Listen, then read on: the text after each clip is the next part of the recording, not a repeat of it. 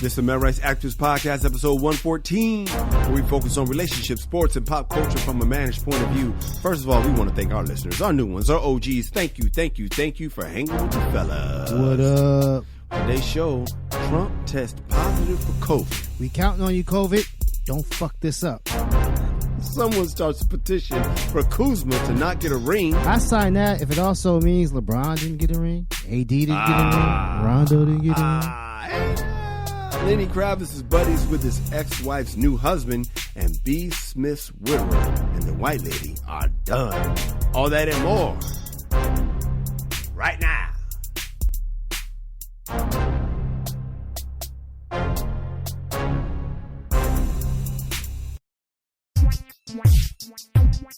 Ready to go? This is the MRA Podcast with Kyle and Kamal, where men come to talk and women come to eavesdrop. I am Kyle. I am Kamal. And we're saving relationships one listener at a time. Front page, man. What do they say? Extra, extra. Read all about it. Kamal got his health check today, man. What happened, dog? My guy, I had a colonoscopy. Oh, yes. Shouts out to all the black dudes over 35. I know we supposed to wait till 45, right? I don't know. We're supposed to wait a while, but when you black, you know, you got to do it a little sooner, dog. Yeah. So, yeah. What made you have to check, man? Oh, yeah, blood in my stool, man. Yeah, man. Yeah, blood in my stool, and got a little spooked out, and went to urgent care. They said, yeah, you probably got hemorrhoids, but by the amount of blood, you should probably go get a colonoscopy.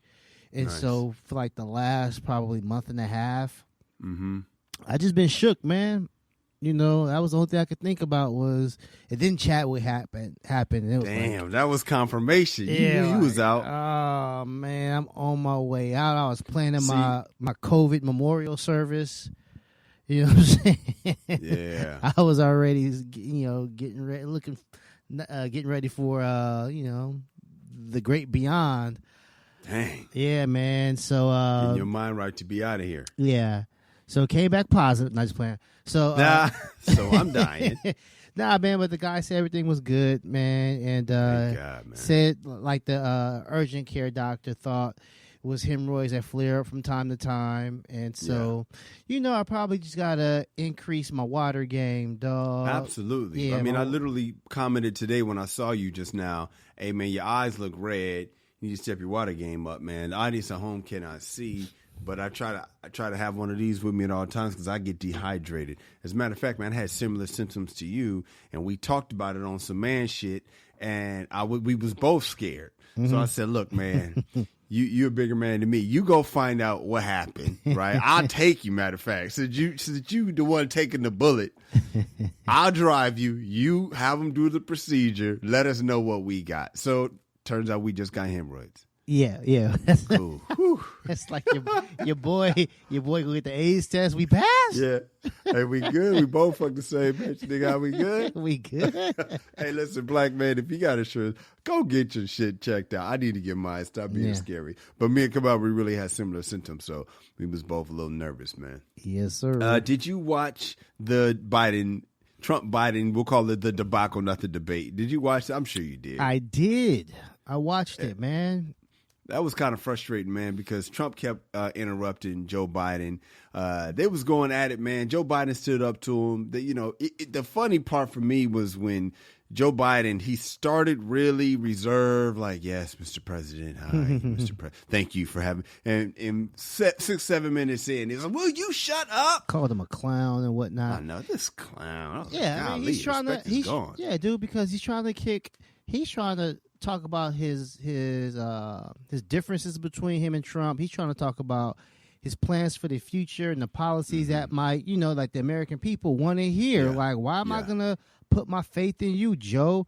And this other guy is just trying to rattle him like it's get into his head like it's a fight press conference. Yeah, you know what I'm saying? Just saying stuff to get him off his game and talking about how he was a poor student and talking about his son and being addicted to drugs, which was no bullshit, a very low blow.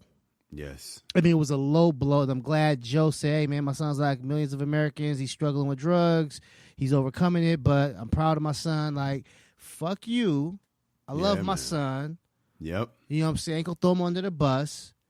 And, I think I think the country saw how juvenile. Yes. And just unprepared this man is. This is a presidential debate, probably the most watched presidential debate in United States history. And this man was saying the same shit that he was saying in regular interviews. How he built the greatest economy. He had to shut it down, and Joe would have, he wouldn't have shut it down, and 2 million people would have died if it was. I mean, it's just. I think, man, I'm knock on some wood, but I think, man, the country's we tired of him, man. We've seen enough of Trump, I think. We'll see, man. Trump has COVID. We're going to talk about how SNL took it on. He has COVID. Now, when it initially happened, and I'm just trying to keep it in all due respect because SNL did it. They played it perfectly. They played it perfectly. My concern is exactly what he did. My initial concern was he is going to survive this thing. And instead of saying, hey, man, look, I got the best doctors in the world because I'm the president of the United States. And, I survived, but, man, I had some scary moments. Y'all be safe.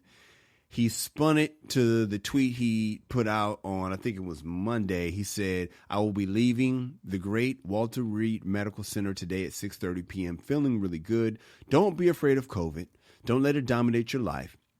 We have developed under the Trump administration some really great drugs and knowledge. I feel better than I did 20 years ago. How you feel about that, dog? It infuriates me.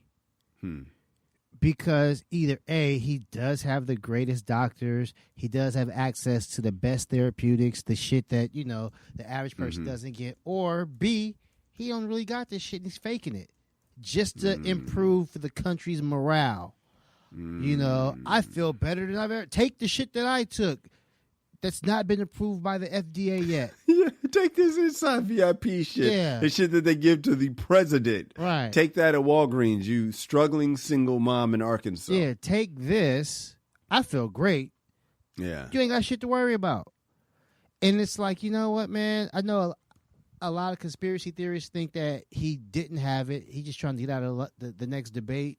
Because honestly, if he just got tested and he knew about it Thursday, and on Monday, that's when we're taping this, he is actually at home out of the hospital. Motherfucker took his mask off. I just saw him land at the White House. He took his mask off and stood in front of the White House for like a 5-minute photo up, trying to look strong.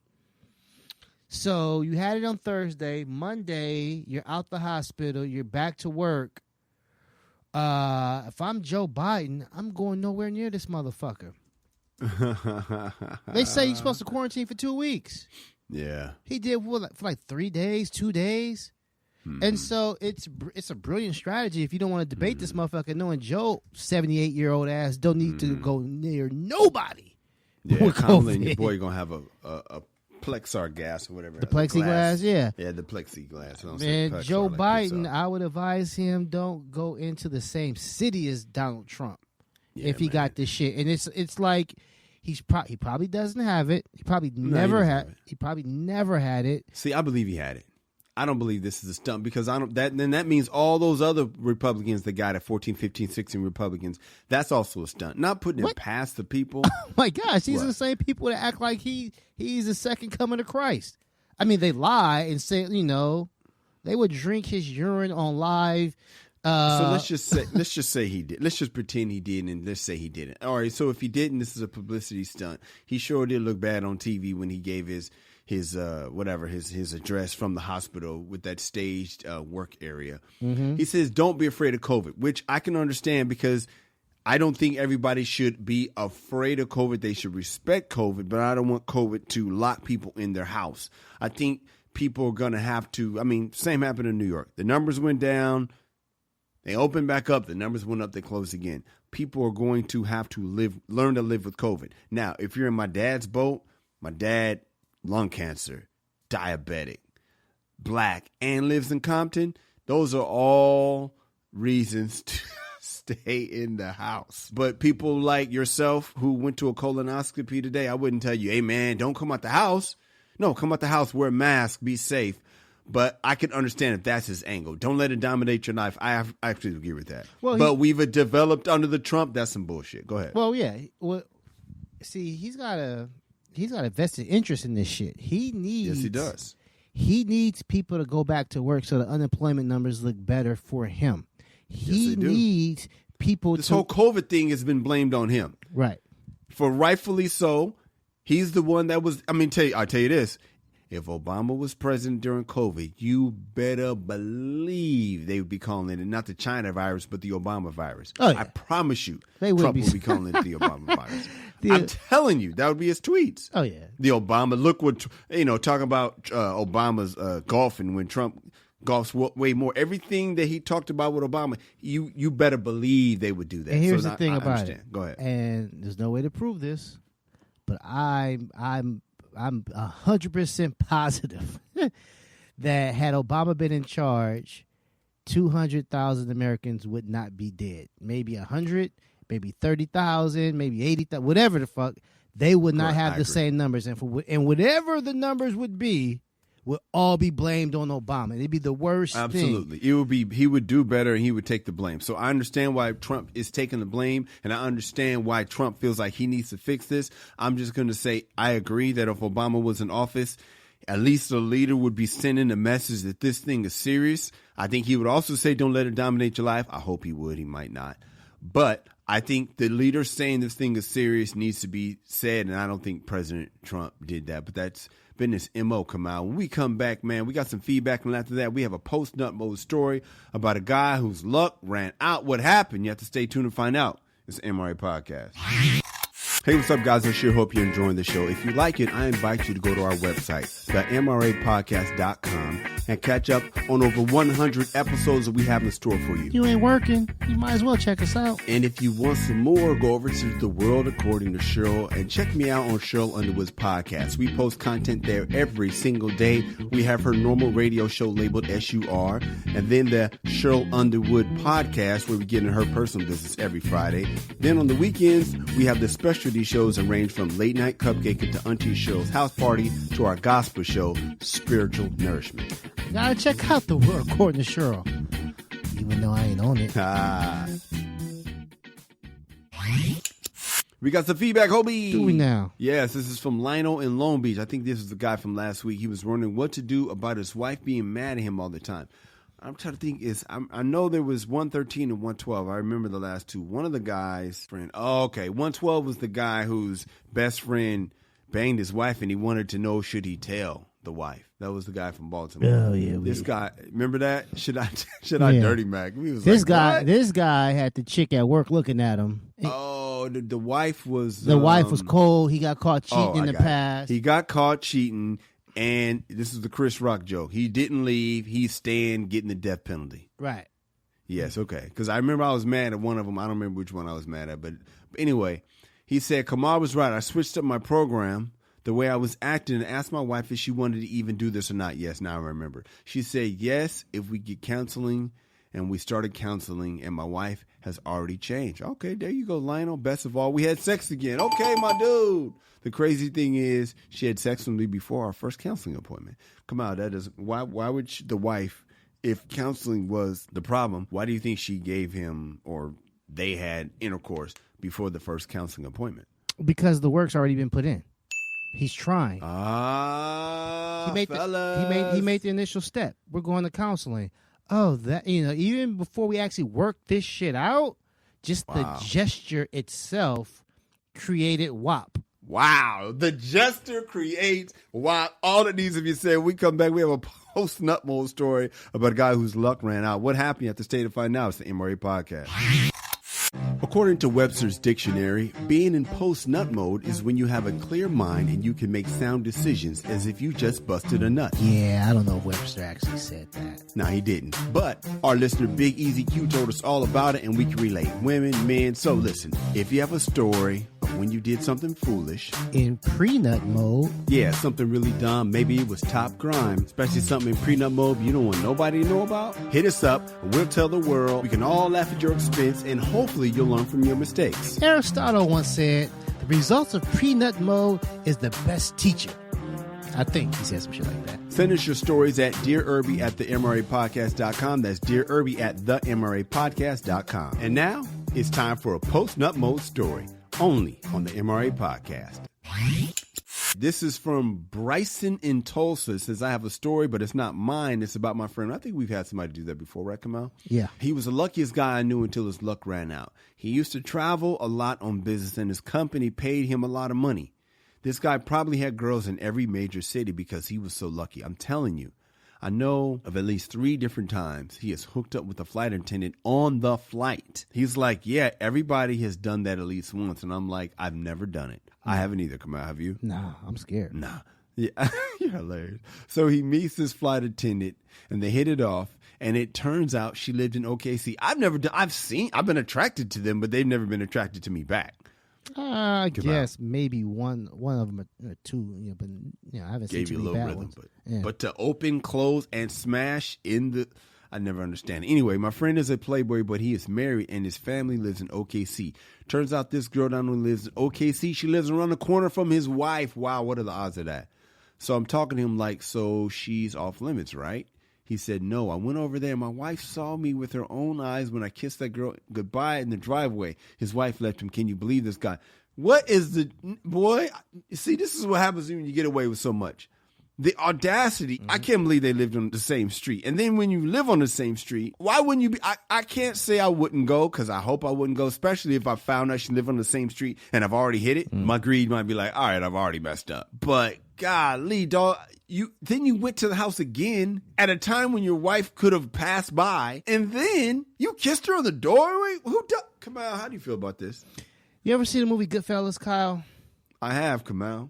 You remember towards the end, the main character, Henry Hill, got caught, right? And he was explaining how he got caught. And he was driving back and forth, kissing chicks and doing all types of stuff where this helicopter was following him and all that. But he was reckless. Yes. He was just so reckless at this point because he had been a mobster his whole life. Wow. And just thought that he could do whatever. He said, I thought they were local cops busting my balls. It was a helicopter following him. He noticed the helicopter and was still going from house to house. Wow. Had his mistress's house with the dope, and he had his babysitter was delivering the dope for him and all that. It was too many variables going on, right? Mm-hmm. He was not living his life like he was under investigation. The man's a playboy and he's married. He needed to be living his life like he was under constant surveillance. Thinking that he could just kiss this chick who lives not only in the same city, but around the corner is beyond reckless. It's dumb. Yeah, man. It's just dumb. But you know what, though? He's gotten away with this stuff so much.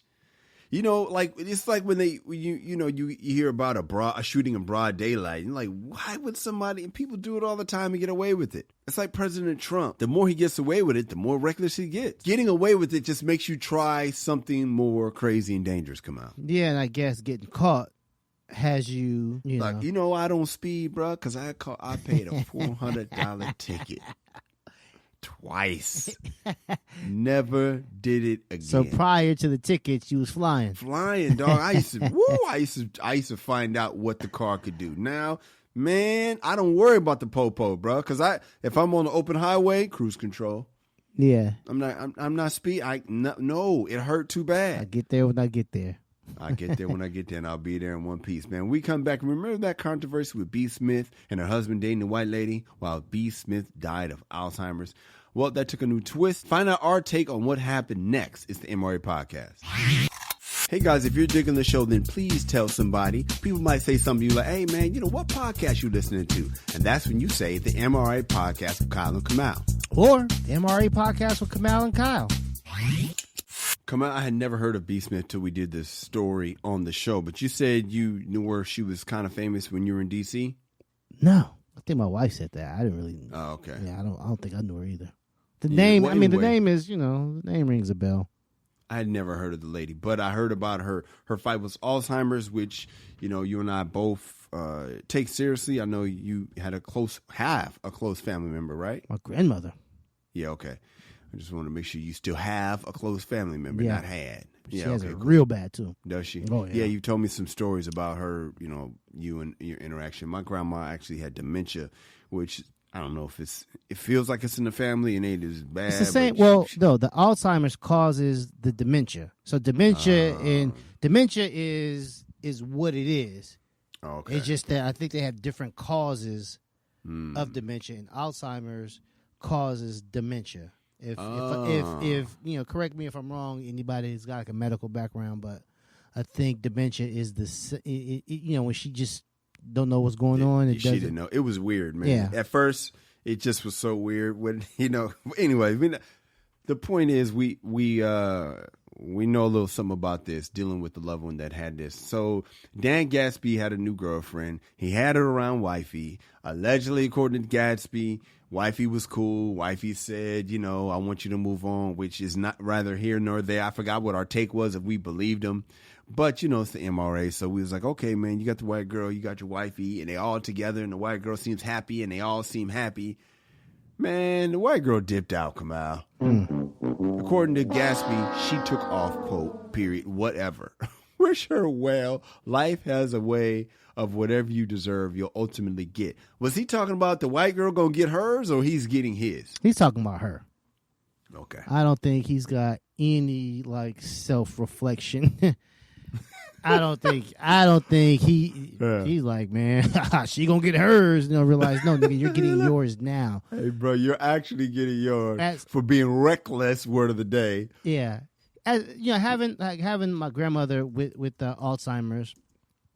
I don't know for sure, but I'm pretty positive that whenever he broached the subject of having this girl girl live with him. Yeah, I'm pretty sure B. Smith wasn't. No, she wasn't there because honestly, early on, maybe like 2 or 3 years ago. As a matter of fact, I remember before I got married, my mom went to the site we were gonna get married. So she was looking at it with me, and she brought my grandmother. I was, grandmother, how you doing? She was like, oh, fine, hugging her and kissing her. And my mom said, she don't know who you are. And I looked at my grandmother, start laughing her ass off. This nigga thought I knew. Yeah, she's laughing like, I don't know you, nigga. But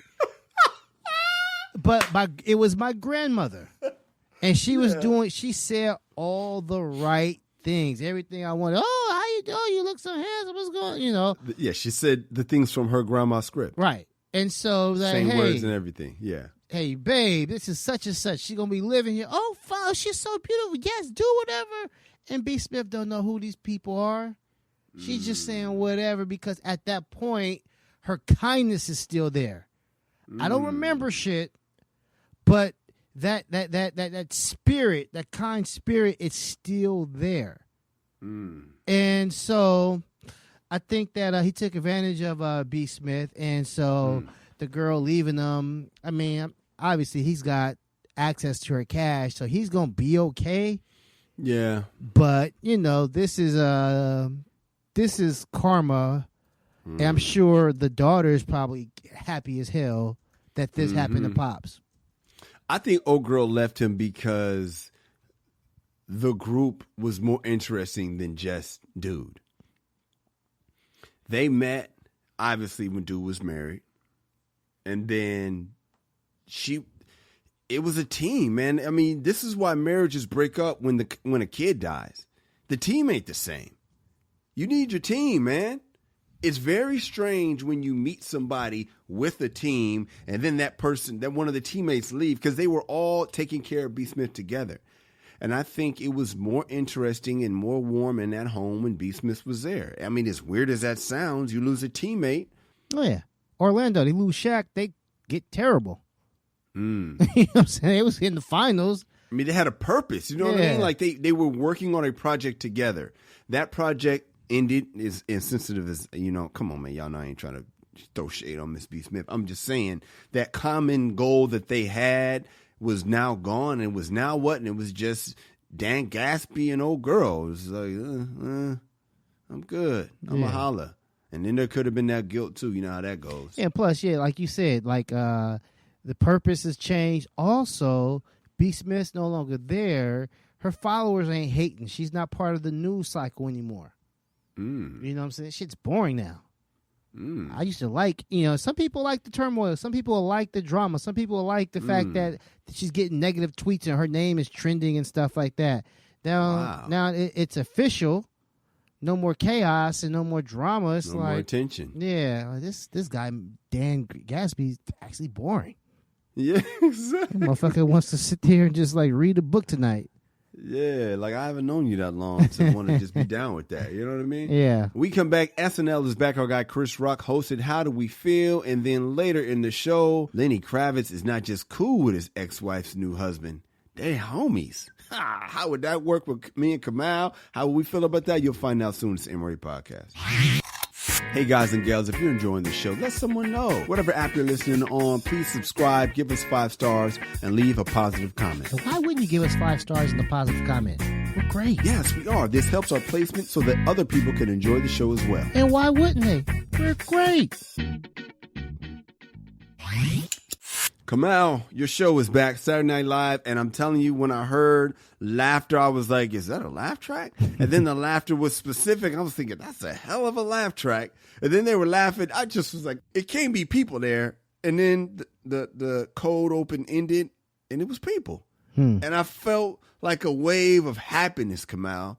President Trump brought us a live set. I'm joking. And he's going to take credit. Oh, he took credit for Big Ten football. I brought back Big Ten football. I brought back what? This nigga will take credit for the sunrise. Who brought back sunrise. Big Ten football? The Big Ten fan base. Yeah. And then he jumped on it. Like, hey, I saved football. I brought back Big Ten football. I wonder why. Because Ohio's a battleground state. I'm from New York. I'm the reason why there were people. No, I don't know about that. Anyway, Kamal, I enjoyed the show, man. Now, I'm very curious your take because you are a bigger fan of the show. You are the critical Kamal. So I got some things I want to talk about. First of all, Chris Rock, how did he do? I liked his content. What, I could tell he was a little rusty. His monologue? Yeah. His set. Yeah, it was a little rusty, man. You could tell. And, he just wasn't in his natural state. He wasn't really stalking the stage like he normally would. Maybe that's because of the configuration. Maybe. Oh, I thought I was going to say it's because he hasn't gotten up in a while. I was like configuration of the stage. They didn't give him a microphone, so his hands are, he looks awkward. He could have asked for a mic. Yeah, because I know when John Mulaney, he hosts, he gets a microphone. A lot of the stand-ups get up there, they get a microphone just because it was comfortable. It's like the B. Smith story, man. You're used to having a mic. I remember back with the Education, one of the first times I did a set before I got to join the cast of, what do they call it? Not Ready for Primetime Players on Education.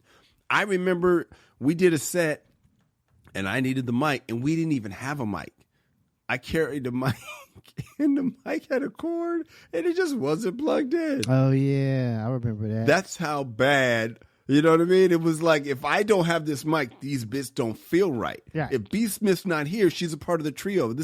It messes us up. I needed the mic, man. So yes, you're saying Chris Rock didn't have a mic and it had an effect. Yeah, I'm guessing. I don't know. But it was definitely rusty. I like this content. Good. I like this. Shouts out to Matt Claybrooks who got to help on that, so that's always love. Oh, okay, cool, man. But the show, it wasn't funny to me. It was boring. So I loved the opening number with Jim Carrey. That was great to see Jim Carrey being funny again. He played Joe Biden, Alec Baldwin, and Maya Rudolph. You telling me that I didn't do it for you? That shit just dragged on and on. That shit was long as fuck, but I enjoyed it, man. Yeah. I laughed. I have a feeling this is going to be the same thing. I'm about to set up what I love, and you're going to tell me why you hate it. So let's just keep it moving. You know what I did like though about the Jim Carrey thing? What's that? Because they always get Trump. I want you to get Biden too, and I felt like they got Biden. Well, like I'm not saying get both. Like I'm not saying don't get Trump. Get him. He's asking for it. Well, the thing about it, I think that's a misconception, Kyle, because I think they get everybody. They get everybody. That's what I said I liked about it. I'm not saying they don't, but I wanted to make sure everybody should be hit. Well, see, the thing about it is this is a complaint from like the right wing, and they're always the target of like the jokes. But the left is also a target. People target the famous people. They target. They're not going to hit. They're not going to hit Kamala. They are going to hit Kamala like they. Oh, here's the thing about it. With their hit, you might not perceive as a hit. Like her coming out. They're not going to talk about the dirt though. They ain't going to talk about the brown. They ain't going to talk about. I mean, because honestly, that's salacious, right? So they're not going to do salacious stuff. But like pop culture, in SNL's world. Kamala is running that shit. Yeah. You know what I'm saying? She's the boss. So they're going to hit her, but her hit might not seem like a dig, might not seem like a diss. Whereas, you also, as a comedian, you always have to you're not going for groans. If the audience is not going to laugh, you're not doing the joke. So if they do a dig on Kamala's, affair from a long time ago, the audience ain't laughing at that because that's going to come off as mean. Well, if the affair comes up now, If it comes up now, this is just old stuff. Like SNL is not going to start talking about Trump, what he did in the 80s, or saying his lawsuits about, because it's not relevant to today. And so if it comes up, SNL is a very, very topical show. Yes. Right. And so especially their opening political monologue. Opening political sketches. They're very, very topical.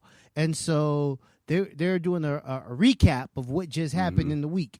And so, if it didn't happen this past week, they're not going to talk about it. Your boy Jim Carrey snuck one in. He asked Kamala if she wanted a massage. I laughed my ass off. I was like, boy, you snuck that one in. I don't know if the audience heard it, man. Did you hear when he said that? I might have missed it. Yeah, man. It was funny, man. I loved how he had to control that rage. I loved it. And then the bottom of your face. So that was a parody rap. The beat was banging, as a matter of fact. Let me just play a little bit of it right there. Yeah. Y'all see that go hard, man. Now, Kamal is a rap snob. He is not getting down with the southern thing that makes you dance and bob your head. So I'm not shocked, but I'm going to ask you, how did you like Bottom of Your Face as a song and a sketch?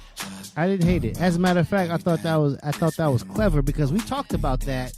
Yeah, that was one of your ideas. We talked to not necessarily an idea for an idea, but you talked to it was your take. You talked about how fine these girls look. These girls are looking fine. I was going to Target. It was like everybody had got the benefit of the doubt.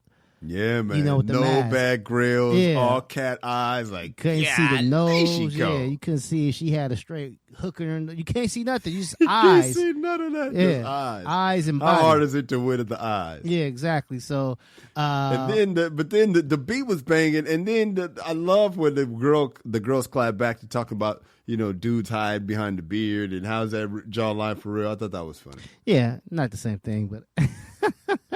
Oh, no, but they had to have a retort. Meg Thee Stallion was there. Boy, Meg looked good as a mug, boy. She's, whew. Hey, man, after she got shot in the foot, she became a proud black woman. We got to... You know what? Something about getting shot in your foot, it made her step her...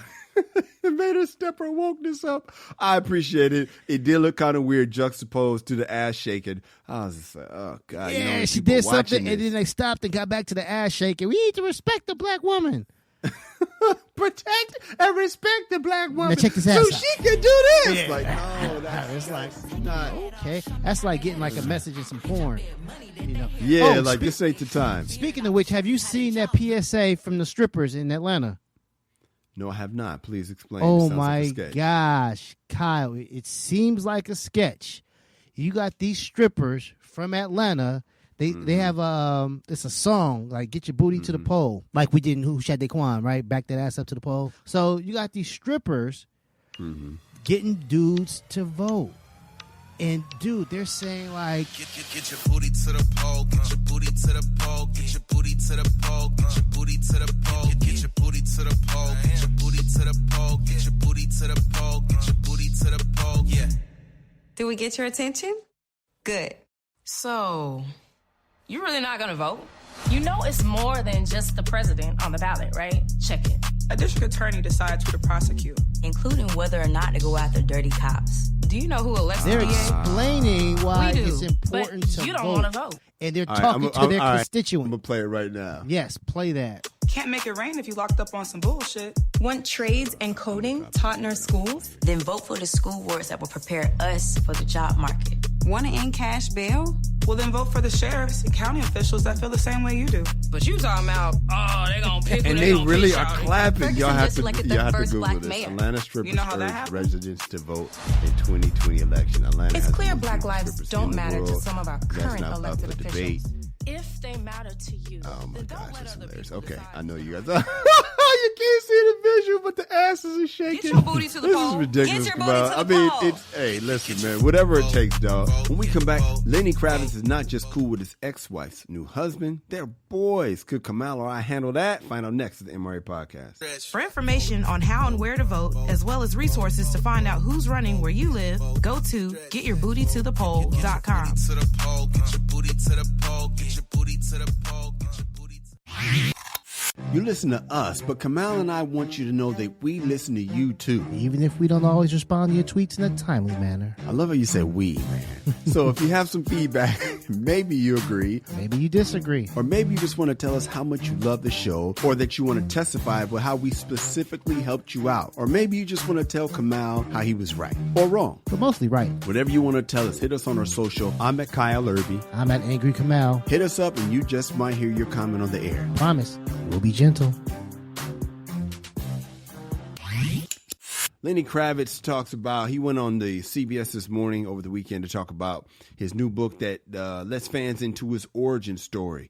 Now, Kravitz was, of course, born to a black mom, Roxy Roker. Did not realize that was Al Roker's cousin. That is proof that all black people really are related, Kamal. Did you know that was Al Roker's cousin? I did not. And the sister from the Jeffersons, who ironically married a white man on the Jeffersons. So all this time, this is so you know how you have that dumb ass logic that chlorine will go into your swipe if you don't wear shorts? Yes, that's science. My dumbass logic was, I always thought that the white actor from the Jeffersons was Lenny Kravitz's daddy.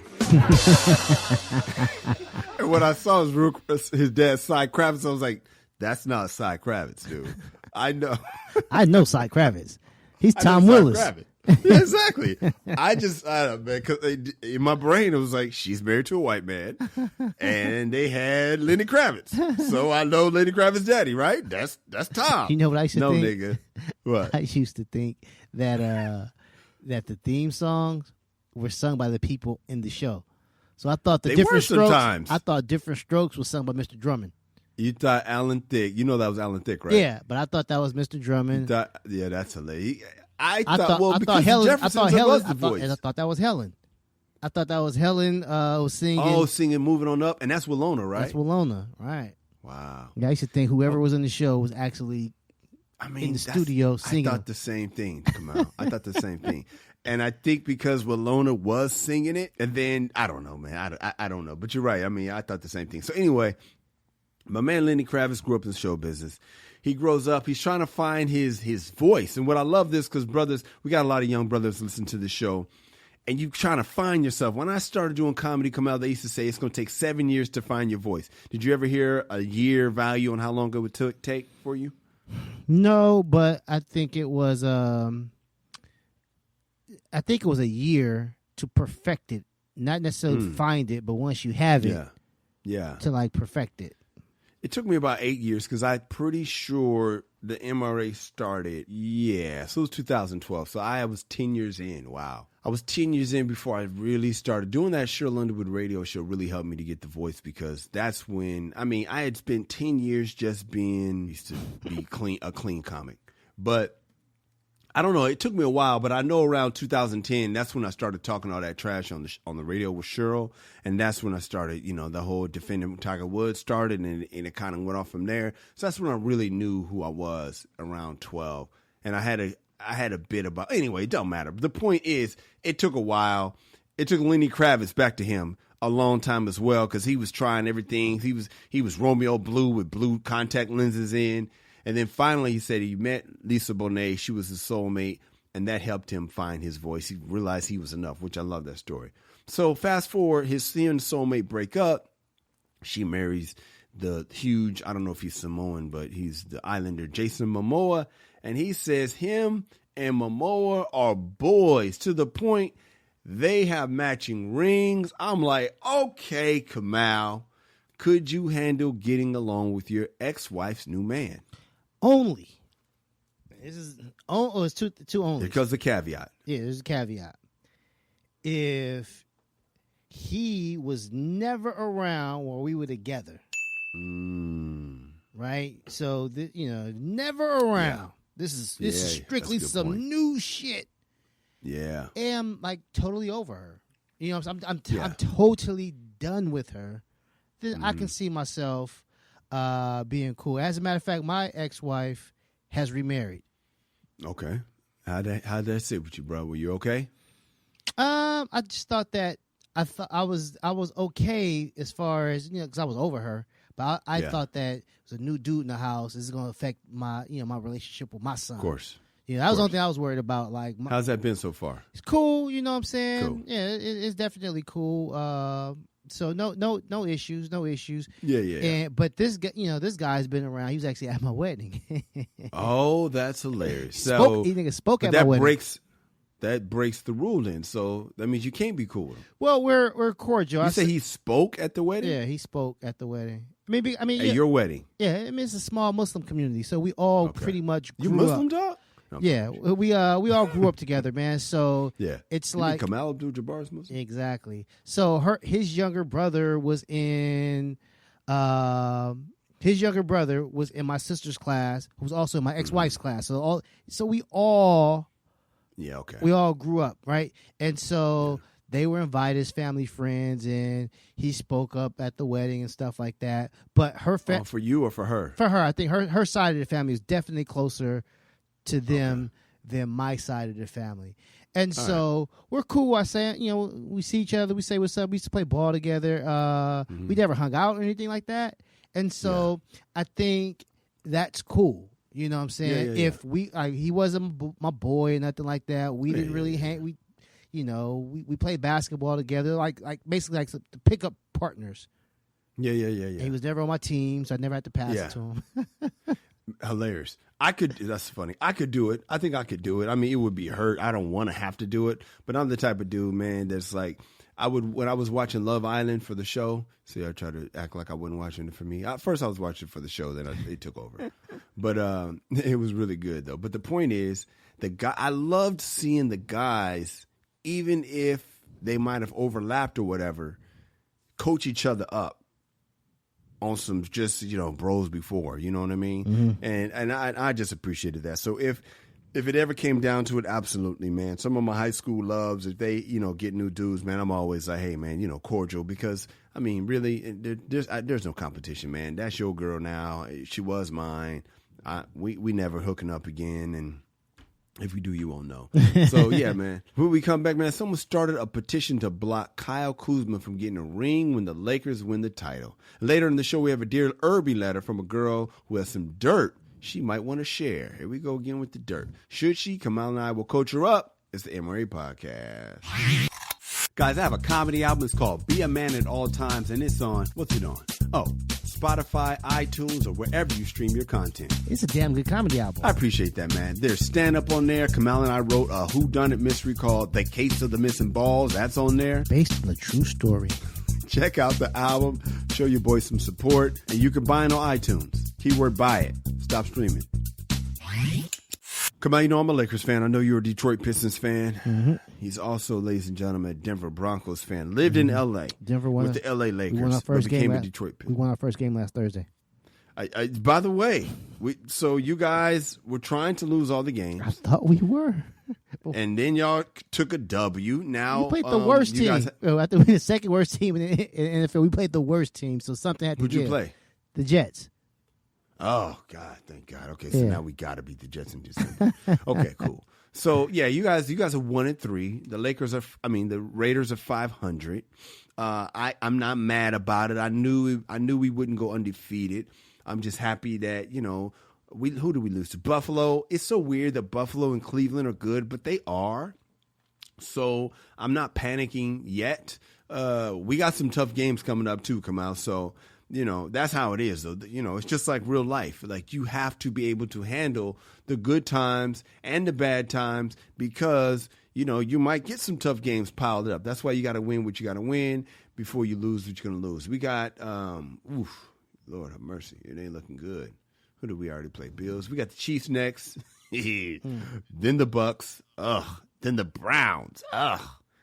Then thank God we get the Chargers. So we got 1, 2, 3. We might go on a 5-game losing streak. Yeah, sounds about right. We got to surprise somebody. Hopefully the Bucks. That sounds about right. It's 5-game losing streak. I mean, that's what you hope.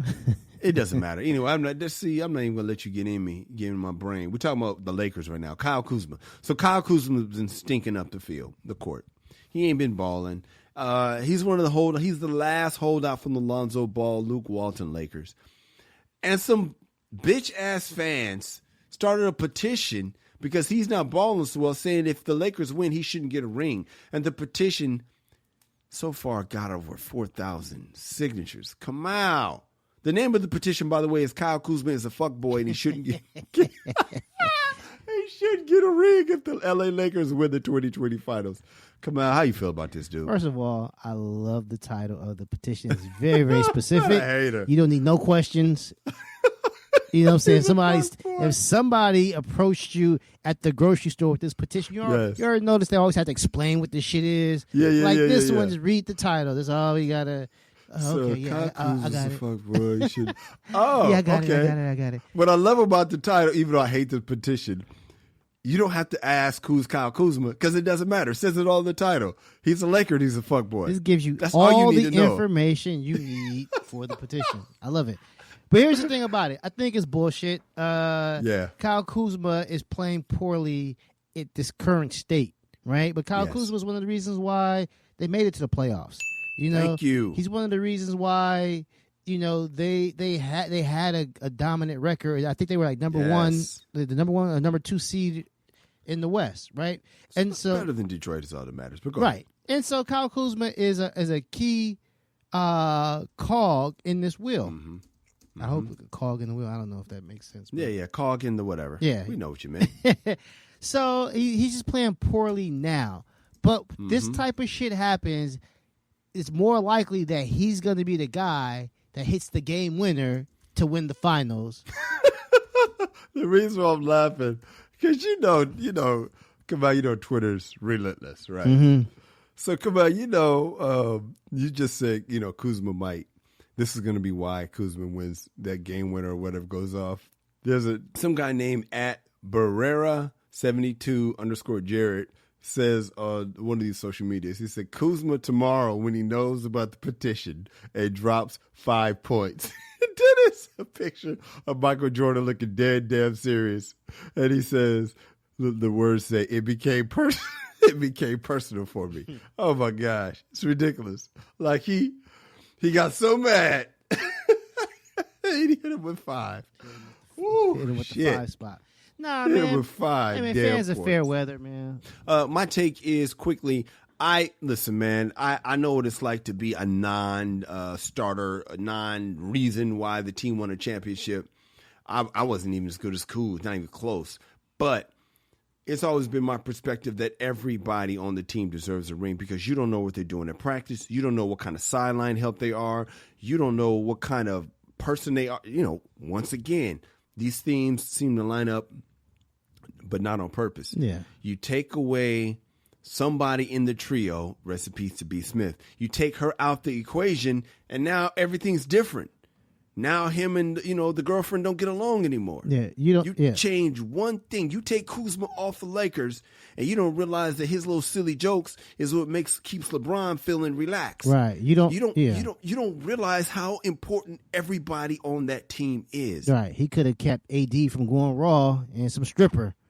You know what I'm saying? Man. They would have kept him off the shelf with like herpes or something like that. Exactly, man. He kind of saved AD, and now those strippers went on to make a public service announcement. So it all comes full circle. Yeah, so when we come back, man, we have a Dear Irby letter from a girl who has some dirt she might want to share. Should she? Kamal and I are going to coach her up next to the MRA Podcast. Hey guys, what's up? If you're enjoying this show, do us a favor and donate to our Patreon. Word. Just go to www.patreon.com. That's Patreon.com and make a donation to the MRA Podcast with Kyle and Kamal. Word. It's that simple. Listen to the show, love the show, share the show, break the show off with some dough. Bars. Let's get into this Dear Irby letter. Dear Irby, I have a big family. I was born and raised in Compton. DJ Quick. And I have a cousin that was born and raised in Baldwin Hills. I haven't heard that song yet, Kamal. We're working on it. But now, yes, you are working on it because you live in Baldwin Hills like a bowler. My sons are working on it currently. Yeah, they are. Thank you. Get that to me because they were born and raised in Baldwin Hills. Actually, the second one was. The second one was, yeah. Raised. It's all good. The Black Beverly Hills, they balling. So, but now she live out in Orange County. My family struggled for everything we got, and she got everything easy. I sense a little tension building right here. When I was younger, I never had the expensive clothes. I'm just going to stop right here. Come on, did you have a cousin? Because I had one, and he listens to the show. They had all the expensive clothes when y'all ass was broke. Yeah, my younger cousin, he just got all the fly shit. Yes. Remember when Bombers came out, man? I think I had a plastic one. My younger cousin had like a tan. It wasn't leather, but damn it, it wasn't made out of the same shit I had. It wasn't that bullshit. Yeah, it wasn't the same shit. It was fly as shit. Man, my younger cousin had the J's and all that. He was just, his mom. His mom is younger than my mom, and it was three of us, one of them, and she kept them fresh. I had three cousins that the middle girl, had all the Sassoon, the Guess, and my sister did not have none of that shit. And then my closest cousin, younger than me, this nigga had all the video games and shit. Anyway, and all the wrestling dolls, I remember that. Anyway, the point is, this kind of struck me when she said, I was younger, never had expensive clothes, but she always had Gucci. They didn't have no goddamn Gucci, but you know what I'm saying. She used to talk about me as a kid, which is messed up because my cousins, we never beefed like that. Talk some trash to the game, but never. She says she called me Musty Misty, and she still be talking shit. I guess she didn't change her name for this one. She likes to... or if it starts with an M. Yeah, but Musty Misty is pretty spot on, Kamal. I'm sorry. Anyway, she likes to remind me that she is married with 3 girls while I have 3 sons by 3 different fathers. It wasn't like I was a hoe. Why is it that Halle Berry can be married 3 times, but people assume you're a hoe if you have had 3 different baby daddies? Shit with the periods. I feel like the clap should be here. It is the same. No, it's the same thing. Is it the same, Kamal? No, but keep going. No, it's not. It's different dudes. You guaranteed to have had sex with these different dudes. The difference is Halle Berry thought she had a lifetime deal. So I can see where she's come from. Anyway, back to the letter. The longest reading of the letter, but just the time. Anyway, my cousin always puts up a front how good her family is going. Just because she married to this white boy or white man who loves black women. He got a lot of money and be taking on trips and shit. I wonder if he's still doing that. Her girls all do ballet. She one of those. This bitch is a full Republican. So anyway, remember when I said her man likes black women? Why this boy got a profile on Plenty of Fish? I know because I have one and he favored my pick. We ain't never met, but I seen his ass on all her Instagram pictures, so I know who he is. Anyway, I went and asked him what he was doing on here when he is married to my cousin, and do you know this man deleted his whole entire profile? He should have at least lied first, but now I know he guilty. My question to you gentlemen is, do you think I should tell my cousin about her man, Misty, in Compton? Where? Compton. All right. Kamal, what should Misty do? Depends on her intentions. It just depends, Misty. Are you telling your purpose for your reason for telling your cousin is because you care about your cousin and you don't want to see her hurt and you think that she's got a scoundrel in her bed and you think she needs to be notified? Or is your reason for telling your cousin is because you want to knock her off her high horse? If it's the latter, don't be petty. Don't be small. just, leave it with that knowledge that, everybody's life is not perfect, no matter how much they try to front and act like it is. Right? But if you're genuinely concerned about your cousin and this guy you think is out there living his life like a savage and possibly bringing shit home and just being reckless, keyword of the day, then you should absolutely tell your cousin. I mean, I think you have an obligation to tell your cousin that her husband is not all that he seems, right? But again, if this is coming from a position of spite, don't you dare. So it just depends on you, Misty. When you found out that her husband was on what's it called? What's this shit called? Oh, Plenty of Fish. Plenty of Fish. When you found out her husband was on Plenty of Fish, did you smile? Or did you say, man, this is fucked up? That's good. Now, if you smile, take that one to the grave. That's beautiful. When we come back, I'm going to weigh in. Yo, what's up? I'm Kyle. And I'm Kamal. And you're listening to the MRA podcast where men come to talk and women come to eavesdrop. Kamal, that was pretty good, bro. And I'm not even setting you up because I'm about to go against you. I realized, man, because I had to ask myself, what would you tell a man? Because immediately the first thing I thought for Misty is, no, don't tell her. And then I thought, well, would you tell a man to not tell his cousin? I was thinking, nah, nigga, you got to tell her, homie. Thinking about the cousin that I have that I just referenced. Oh, my God, if his wife, I don't want to cause no mess because she would never. But I'm just saying, let's just say not his wife. If his girlfriend, some other girl, hit me up, oh, hell yeah, I'm going to him. But you're right, because that's my brother. So I wouldn't be trying to be messy with it. I'd be trying to help. But for the women, and this is something I got to unpack one day in therapy. I got to find a therapist first. First, I got to decide to go to therapist, then find a therapist. I'm like, Lionel, nigga, you need therapy. I would, and I can already see the comments coming in. Yes, Kyle, you need to unpack your. Yeah. Thank you. No, thank you. I'm asking myself, why would you tell a woman not to tell a woman that? And the answer is because I'm like, man, I ain't trying to break up the home. And I think it's because I look at it differently when it's a man than when it's a woman. In my mind, a man can do that and still love his family and still be a great dad. But if a woman does that, I'm like, she nasty as hell. She's suspect. The only way I would be, I have a homegirl that's like this, actually. She's got, and her husband knows that she has other dudes on the side. I don't have a problem with her because he knows what he's dealing with.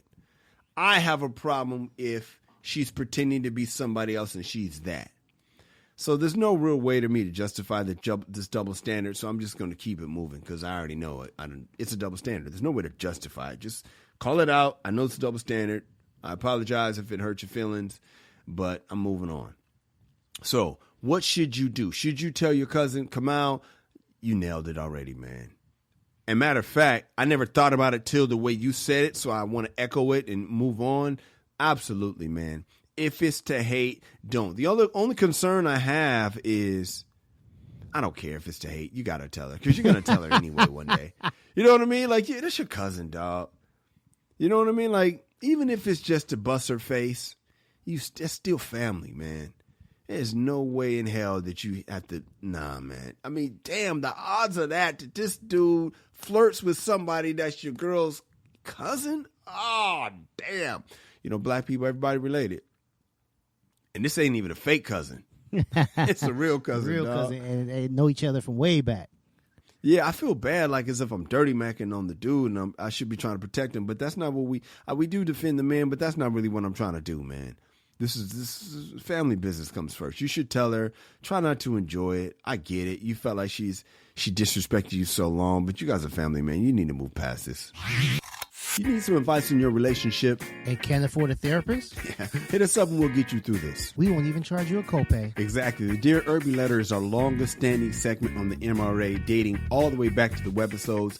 This is where we truly save relationships one listener at a time. We've saved marriages. Encouraged divorce. Taught a guy how to please his woman. Encouraged divorce. Yeah, so hit us up for advice and we'll help you out. Send your emails to dearirby@themrapodcast.com. That is dearirby@themrapodcast.com.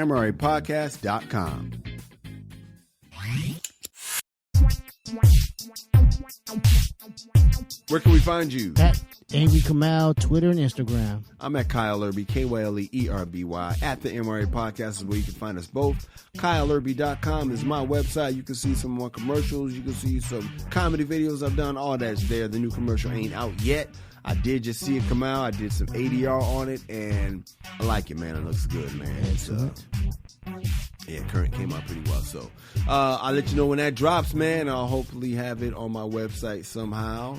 I don't know how it'll somehow appear there, but if it does somehow appear there, you can go there and somehow see it. The MRApodcast.com is where you can hear all 114 episodes of this beloved show.